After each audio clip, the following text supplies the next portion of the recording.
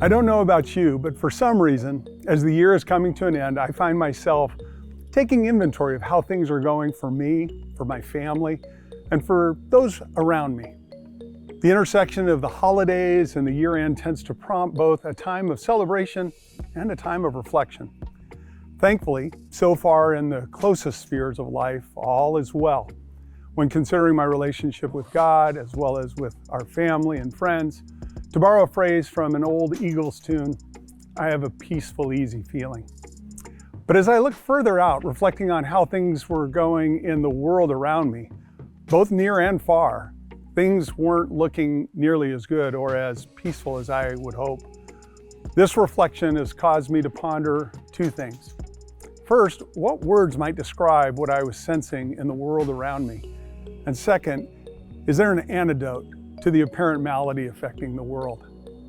Now, I'm one of those guys who believes words do have meaning, so to start, I did a quick word search for the antonyms or the opposite of the word peace, curious to get a handle on what a peaceless life might be characterized.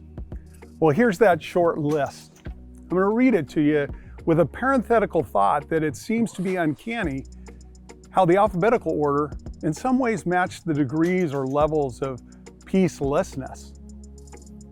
Agitation, anxiety, difficulty, disagreement, discord, distress, rage, trouble, unrest, violence, and finally war.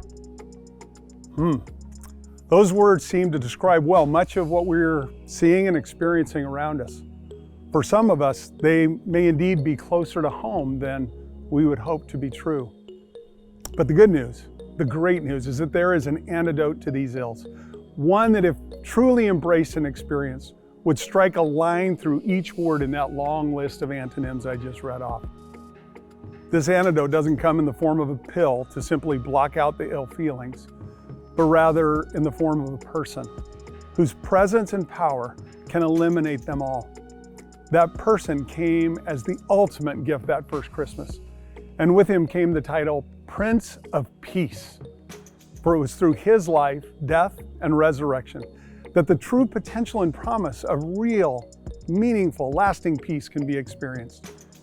Here are a couple of gentle reminders of what he's offering us today. From John's Gospel, he's quoting Jesus here in chapter 14, verse 27. Peace I leave with you. My peace I give to you. I do not give to you as the world does. So do not let your hearts be troubled. A couple of chapters later in John's Gospel, Jesus reminds his followers, I have told you these things so that in me you may have peace. In the world, you'll have trouble and suffering, but take courage. I have conquered the world. And from Paul's letter to the church at Philippi in chapter 2, verses 6 and 7, we find these words, do not be anxious about anything. Instead, in every situation, through prayer and petition with thanksgiving, tell your requests to God. And the peace of God that surpasses all understanding will guard your hearts and your minds in Christ Jesus.